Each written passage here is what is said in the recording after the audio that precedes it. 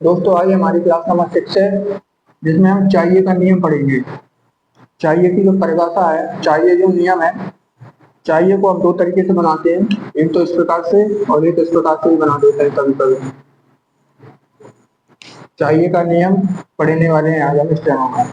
इसकी परिभाषा है, यदि वाक्य के अंत में ना रेखा पर आधी से कम लंबाई पर चाप लगाया जाए।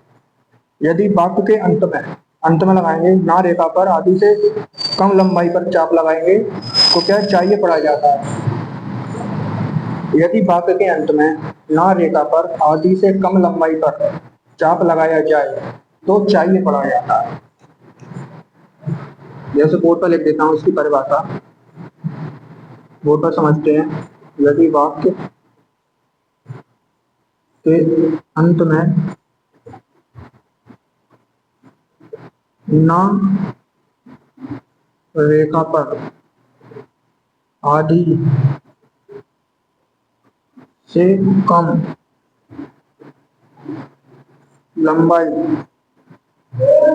पर आधी से कम लंबाई का चाप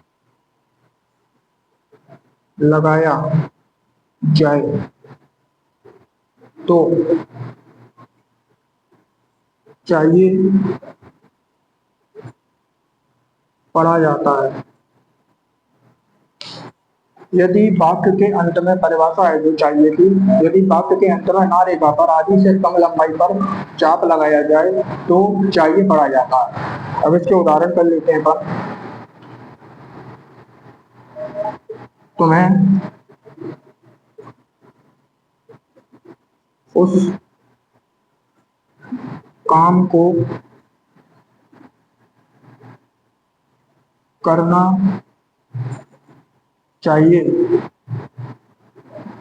यहाँ पर बनाएंगे इसको, तुम्हें उस काम को करना चाहिए। आधी से कम लंबाई पर चाप लगाएंगे, ठीक है, इस प्रकार। ये हमारा हो गया है चाहिए का नियम। एक उदाहरण और कर लेते हैं, जैसे करना चाहता है।